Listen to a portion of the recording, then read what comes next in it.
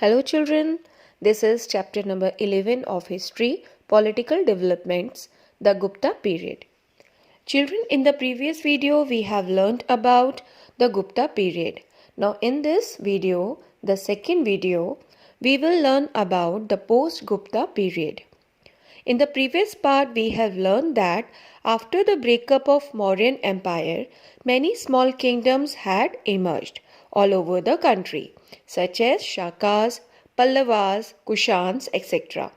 But by the end of the 3rd century CE, these empires came to an end.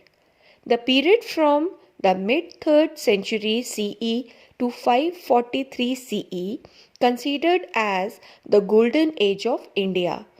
The period after Gupta Empire is known as the post-Gupta period. The post-Gupta period is also called the age of smaller kingdoms. After decline of the Gupta Empire, many smaller kingdoms ruled over small kingdoms and often fought against one another in North India. 5 major powers emerged in North India after the fall of Gupta dynasty. These powers were the Huns, the Maurya, the Matrika, the Pushyabhutis, and the Gauls. Sources of post-Gupta period. The main sources to know about the post-Gupta period are Harshcharitra. It is a biography of a king Harsha. It is written in Sanskrit by the court poet Van Bhatt. He has mentioned about Harsha's military and cultural achievements. The account of Hiuen Tsang. He was a Chinese traveler who visited India during Harsha reign. There are some other copper inscriptions which throw light upon the post-Gupta period. Pushyabhuti dynasty. It was one of the small kingdom which was ruled by King Harsha, or he is also known as Harshvardhana. Harshvardhana was the last Hindu ruler in North India during the post-Gupta era. He ruled from AD 606 to AD 647. We get lot of information about Harsha and his time through biography Harshcharitra, which is written by his court poet Van Bhatt. The other is account of Hiuen Tsang. Harsha took over the kingdom of Kannauj. He moved his capital from Thaneshwar to Kannauj. He led an army against the ruler god of Bengal. He entered into an alliance with Bhaskar Varman, the king of Assam. He tried to extend his empire to the Deccan and southern India, but he was stopped by the king Pulkeshin II. He was the Chalukya king of Vatapi. Harsha was a great patron of art and learning. He wrote 3 plays in Sanskrit. These are Ratnavali, Priyadarshika, and Nagnanda. Harsha provided financial support to the Nalanda University. Nalanda University was famous learning center of that period. Harsha was deeply influenced by Buddhism. He organized the 5th Buddhist Council at Kannauj in AD 641, where the teaching of Mahayana Buddhism were discussed. The assembly continued for 18 days and was attended by 3,000 monks. Hiuen Tsang's account. Hiuen Tsang visited India in AD 630. He came to India at Nalanda University. He stayed in India for 15 years. During his stay, he became a friend of Harsha and spent 8 years at his court. He compiled a book called Siyuki, which means Records of the Western World. The administration, social and economic life of the people of that time is mentioned in that book. Life of the people. Harsha was a capable and tolerant king.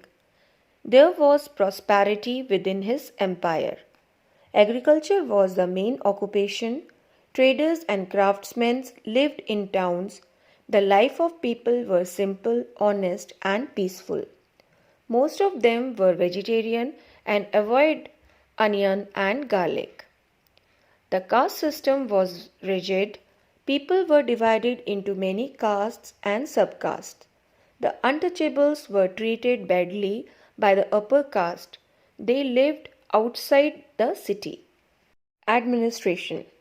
The whole empire was divided into provinces or bhuktis. The provinces were divided into districts or vaishyas.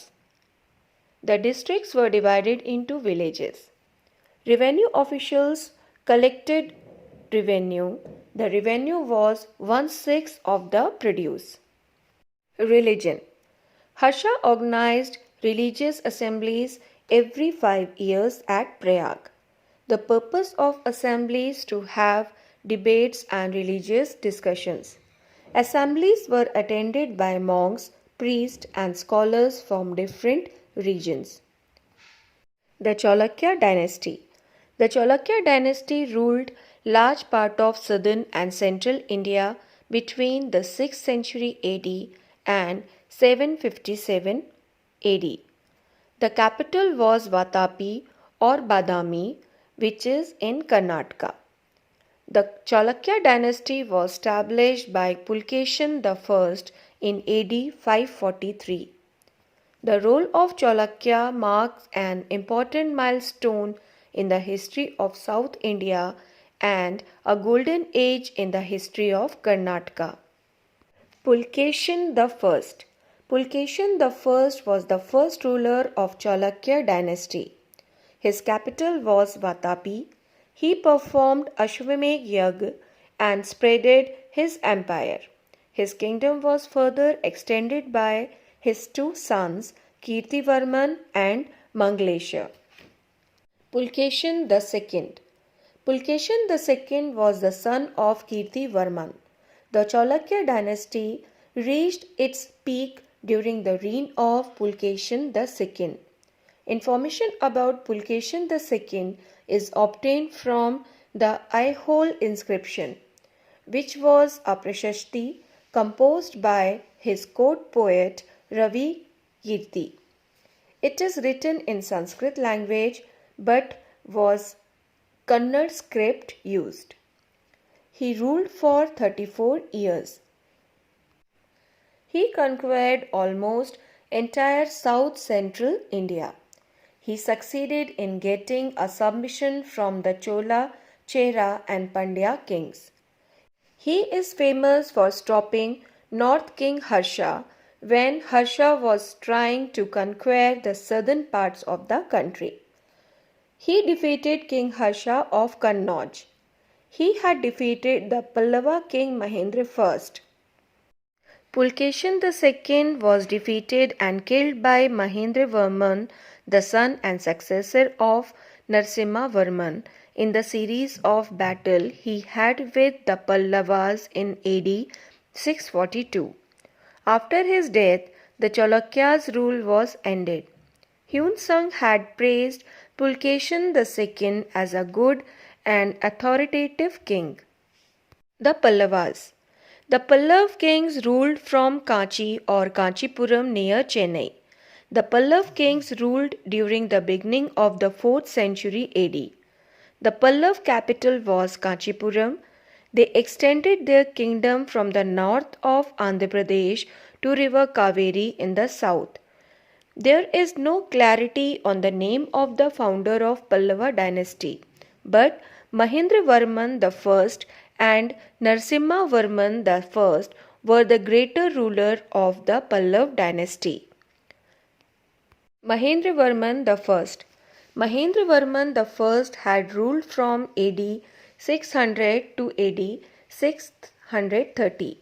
He was a contemporary of Harshvardhana and Pulkeshin II. He fought with Pulkeshin II, but he was defeated. He died in battle with the Chalukyas. He was an able and efficient ruler. Narasimhavarman I. He was the son and successor of Mahendravarman I. He was considered the greatest of the Pallavas.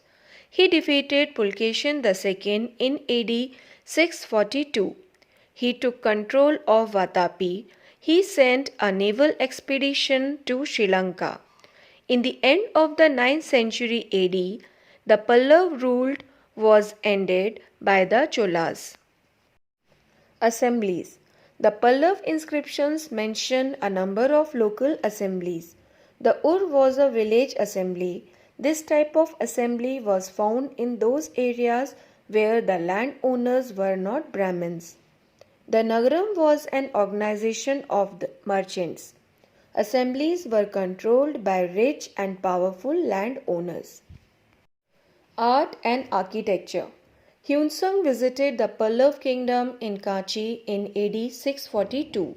He described the people living in this kingdom were happy. The Pallav country was spreaded more than 1,000 miles in area and called Dravid Nadu. There was 100 vihars and 10,000 Buddhist monks.